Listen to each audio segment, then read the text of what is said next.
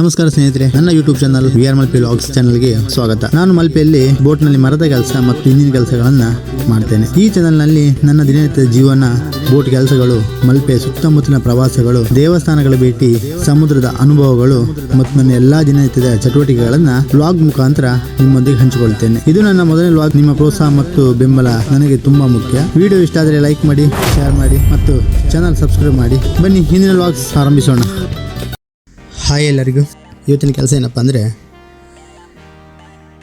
ಪರ್ಸಿನ ಕ್ಯಾರಿಯರ್ಗೆ 2 extra lid ಆಗಲಿಕ್ಕಿದೆ. Lid ಅಂದರೆ ಮೀನು ಹಾಕುವಂಥ ಜಾಗ 2 ಇದೆ, ಇನ್ನು ಎಕ್ಸ್ಟ್ರಾ ಹಾಕಬೇಕು. ಇಲ್ಲಿ ಏರಮಾಗಿ ತೋರ್ತಿದ್ದಲ್ಲ ಆ ರೀತಿದ್ದು ಈ ಜಾಗದಲ್ಲಿ ಇನ್ನು ಎಕ್ಸ್ಟ್ರಾ ಆಗಬೇಕು 2.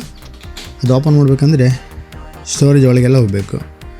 ಇಲ್ಲಿ ಕಾಣ್ತಿದ್ದಲ್ಲ ಏರೋ ಮಾರ್ಕ್ ಕೊಡ್ತಿದ್ನಲ್ಲ, ಈ ಜಾಗದಲ್ಲಿ ಇನ್ನು ಎಕ್ಸ್ಟ್ರಾ 2 ಬರ್ತದೆ. ಅದು ಮಾಡುವ ಕೆಲಸ ಇವತ್ತು. ಬಂದವರೇ ಸೀದಾ ಕೆಳಗಡೆ ಹೋಗಿ ಅದು ಪಾರ್ಟಿಷನ್ ತೆಗಿಬೇಕಾಗ್ತದೆ. ಅಂದರೆ ಆ ಜಾಗದಲ್ಲಿ 2 ಪಾರ್ಟಿಷನ್ ಇದೆ, ಆ ಪಾರ್ಟಿಷನ್ನ ಓಪನ್ ಮಾಡಿ ಜಾಗನ ದೊಡ್ಡದು ಮಾಡಬೇಕಾಗ್ತದೆ.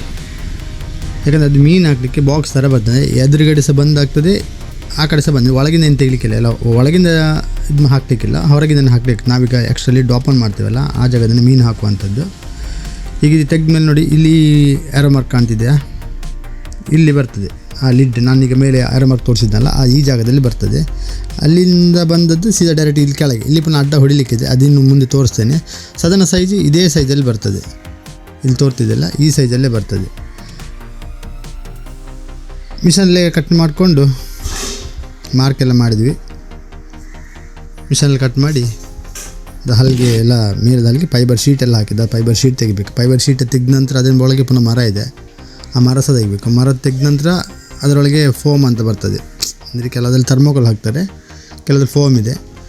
ಆ ಫೋಮ್ ತೆಗಿಬೇಕಾಗ್ತದೆ.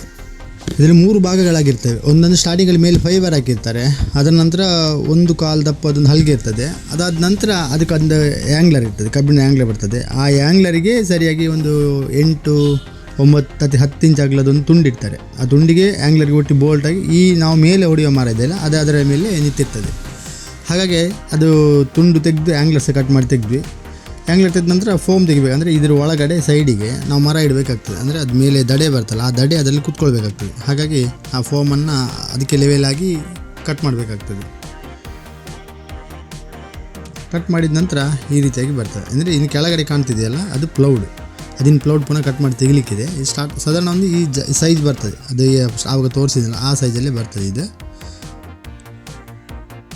ಈಗ ಕಾಣ್ತಿದ್ದೆ ನೋಡಿ, ಈ ರೀತಿಯಾಗಿ ಬರ್ತದೆ.